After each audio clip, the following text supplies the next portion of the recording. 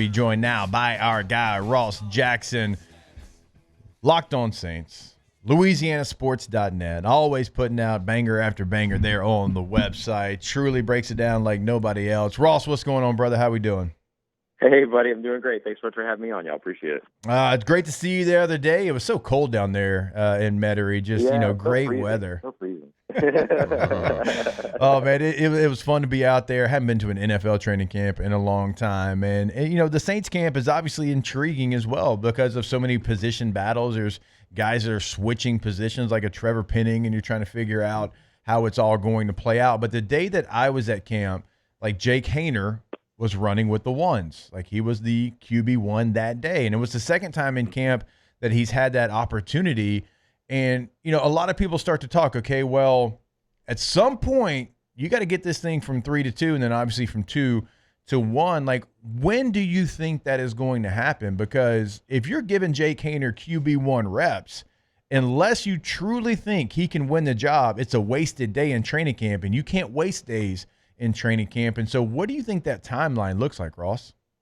Yeah, I think the timeline of getting down to 2 is probably something that, I don't know. Honestly, it's something that maybe goes into that Chargers game, which could be a little late, right? You would like to get this down to 2 and then start getting these guys in rhythm and getting them opportunities with the team that they're going to be playing with and all those pieces. But I don't know that Tyler Shuck has done enough to close Jake Haener out, and I think that Jake Haener has done enough to stay in, and so I think that that's got to be the thing that we look at here. But I would say that probably that Chargers game is when you're going to see maybe this team start to call that quarterback battle a little bit, and that could be also leading into the Chargers game, like that week right before leading into the Chargers game, to where you're starting some game preparation, right? Yeah. And you're trying to get these guys a little bit ready for the game. You're not doing – I know that in those first preseason games, it's not like you're doing a ton of like trying to match up to the other opponent and everything, but you are trying to get your guys ready to go out there and play football for the first time and get hit full speed by a guy that's not wearing your uniform for the first time since January, and so or February at the latest. And so I think that's probably the timeline is kind of operating around maybe game prep for that Chargers game. But I'll be curious to see if in that moment is Kellen more willing to go down to 2, or is he going to keep it at 3 at that point and then maybe shift it to after that Chargers game. But I think everything kind of revolves around that first preseason exhibition matchup. Yeah, Ross, we talk about I'm curious as the actual reps. Now, we know that they're switching off every single day, a different quarterback with the ones, but from an actual rep standpoint, that's what I'm curious about, because there's lots of different ways. Like, I don't envy a coach ever doing like a 3-person competition because the logistics involved are challenging. So, like, when Rattler runs with the ones, like usually on a practice, you can't run 3 groups. You're running 2 groups. Is he getting double the reps of everybody else because the other 2 are splitting reps with the 2s? Like, how does the actual number and volume of reps work in a practice with when they switch off like that? Yeah, that's great. I think part of this is going to be, when I answer this question, I want to make sure that it's known that a lot of this is the way that Kellen Moore runs practices are so efficient.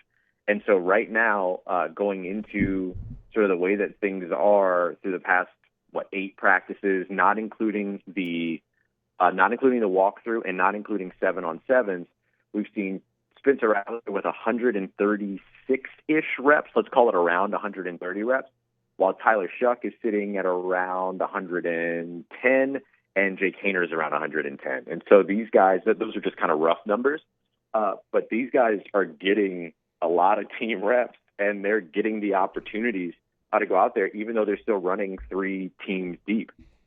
And a lot of the way that Kellen will get this done sometimes is, especially when they're outdoors, which they've spent most of their time outdoors, outside of that one walkthrough and then yesterday's practice, they will focus on having, they'll cycle through and maybe do like a down and distance incremental drive kind of, walkthrough, or not walkthrough rather, but team drill. And they'll run that on one field with the first team, and whoever's running with whoever the quarterback is running with the first team there, and simultaneously run that same thing with the other team, a second team or a third team, with the quarterback that's running with that team on the field next to it. So they take advantage of these parallel fields in the outdoors to make sure that everybody gets those reps. And then after practice, they also do developmental reps. which isn't really with a team. It's just kind of all of the young guys. So all the veterans go in and start to kind of transition into the next part of the process of their day, while, whoever is that QB3 for that day will go out there and continue to rep with those developmental drills as well. We don't have counts for those because they tend to do those either inside or away or whatever that might be. But, they're making sure that they're getting these quarterbacks a lot of reps, and there's not a huge disparity between any of them. Rattler has gotten the most, but Rattler's also seen the most sort of sequences or series as well, as opposed to just the scripted series. And so some of that's within his own control, because if he can stay on the field for a drive, he can stay on the field for a drive, right? And so I think that would be the other kind of separating factor there. But it feels like they're getting the reps in, and these guys are getting a lot of work. They're just doing it in creative ways because of how Kellen Moore kind of efficiently builds out this process. So, Ross, you've been doing this a long time. You know as well as we do that organically the team's going to kind of just pick the starter almost for you, and the team's going to show you before the coach even has to get on the podium and announce who the starter is going to be. And I don't want to put any thoughts into your brain. I want to get your own thoughts, but I'll just tell you from my perspective, like being at camp and kind of seeing how the guys interacted with the quarterbacks and seeing which quarterback looked comfortable compared to robotic.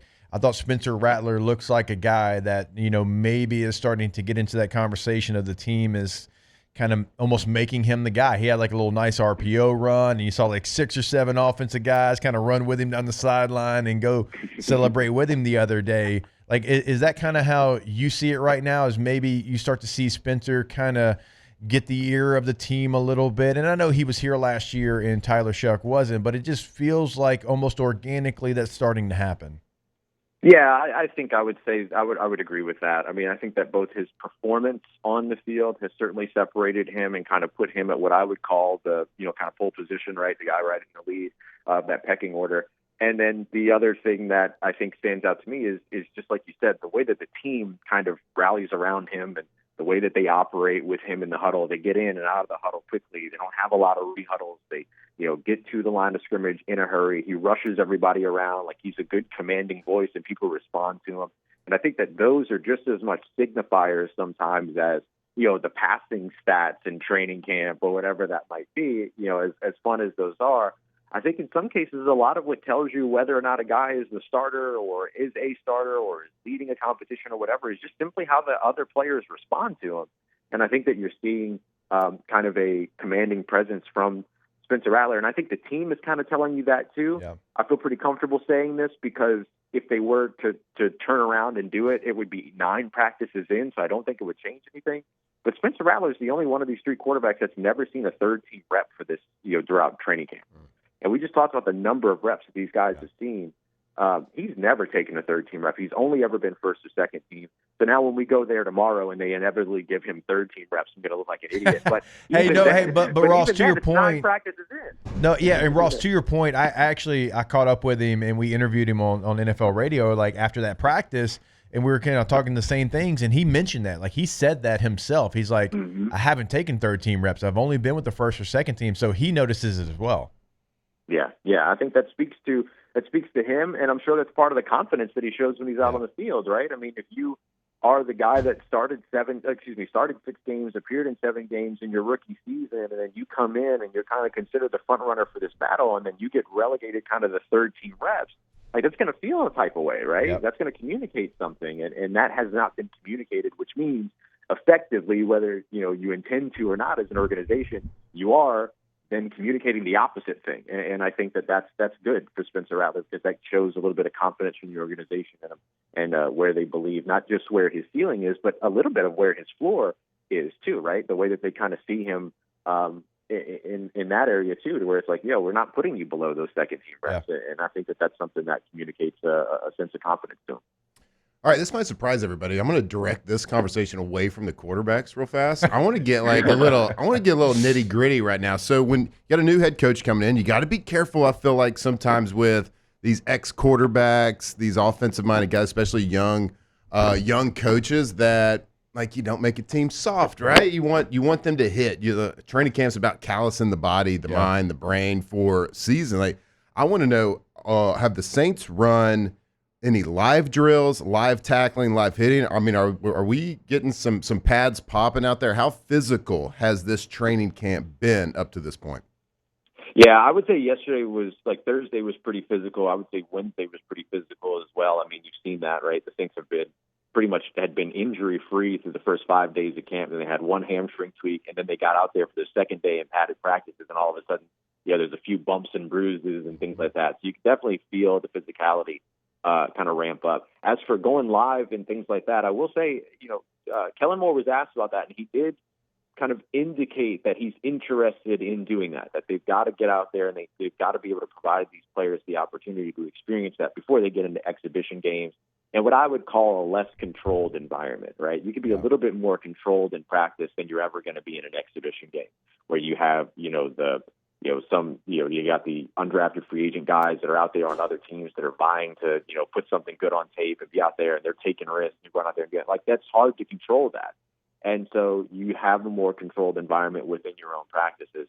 And so I would not be surprised to see them do it. And like I said, he's already sort of indicated, Kellen Moore has, that there's an interest in getting that in. So I would expect that to be something that maybe happens as we get closer to the Chargers game, but with enough time to recover before the Chargers game. So maybe, they have their next two practices are going to be their longest practices of their Metairie stint. And so maybe that's an opportunity where they're looking at maybe scrimmaging a little bit or something like that. Catching up with the guy, Ross Jackson, talking a little New Orleans Saints here on OTB. Let's go to the other side of the football. And when I was catching up with Mickey Loomis, I asked him about Tyron and how maybe surprising that was for him that he retired. And Mickey said it was surprising but not shocking. He's like, did we have a plan in place? Not like a concrete plan per se, but they went out and they got Julian Blackmon. He was a free agent. And I'm like, I don't know how impactful a guy can be. He certainly had moments in the NFL, but like he's on the street right now. I'll tell you what, the practice that I went to when they were doing like one-on-ones with the tight ends, like he looked really good. Like he made he made like 4 plays the day I was at practice. And so like I realized he was technically on the streets. He wasn't with a team. But when you don't really have a plan because you get surprised by one of your leaders retiring, like so far it looks like you've actually filled it in pretty nicely. Yeah, I mean, for a team that had to pivot kind of late, right, they sure look prepared. And I think that some of that comes with some of what they had in the building, too. I mean, going out and getting Justin Reed, that effectively allows you to be able to fill the Tyrann Mathieu communicative quarterback of the defense role with Justin Reed. And then really what you're trying to fill is that spot next to what used to be Tyrann Mathieu's spot. And so that kind of alleviates things a little bit. So the front work kind of helped them out a little bit. And then you come in with some pretty good options, guys like Jordan Howden that have been on this team for a little while now, a guy like Jonas Sanko, who they invested in this year's draft, who has the ability to play safety, slot, corner. Like you can kind of move, play down in the box, like you can move him around all these other places. But then you land a guy like Julian Blackmon, who's got 10 interceptions over his career, but 7 of them in his last 2 seasons. So uniquely sort of recently impactful, not 2-3 years ago impactful. And so I think that kind of puts you in a really good space to where you were able to kind of shift maybe a little bit of what the responsibility was going to be for Justin Reed, and then go out there and find your guy that's going to be able to play further away from the football. And I've been massively impressed with how quickly Julian Blackmon has come in and kind of commanded that role, right? Like that's a guy that, signed and really got in on the second day of practice and then kind of worked his way up to getting the first team drills during the walkthrough by Tuesday of this past week. And then now he's got what feels like a pretty tight hold on that starting role next to Justin Reed. So I'm sure that there'll be some more rotation there, but he's been really impressive and really impactful. And I think that him being a part of that Utah defense, which Brandon Staley loves from back in that era of Utah defense, and the communication, the intelligence, like all the things that he brings to the field that works really well next to an NFL chess champion like Justin Reed. I think it's going to be pretty tough to be one of those other guys vying for a role to knock him out of that spot, because so far he's held that down pretty well. Ross, before we let you go, every single training camp across the country, all 32 teams, every team I've ever been on, every team Flynn was ever on, there was a darling of training camp. Last year for the Saints, it was Mason Tipton. T-Bob talked about him every single day. He waxed poetic about him. Who is the darling of training camp for the New Orleans Saints so far? Man, it might be Mason Tipton again. I'm not going to lie to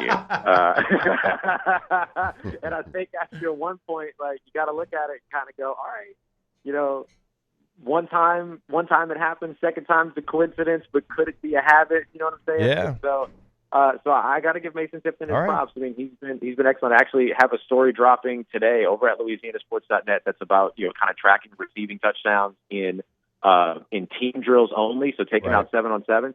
And look, Tipton's up there, and he's the guy that has chemistry with all these quarterbacks, and in particular has a lot of chemistry with Spencer Rattler. So if you're tracking the quarterback battle, you're looking at the guys that have chemistry with that quarterback too, and Mason Tipton's certainly high on that list. All right, Mason Tipton. Just we can't Doing it escape again. him. Even though T-Bob's in Chicago, he's still thriving down in New Orleans. Ross, you're the man. I can hear him from here. You're the man we appreciate again. Ross has an article dropping later, but he's already got so many great ones on LouisianaSports.net. Ross, we look forward to the next conversation, my man.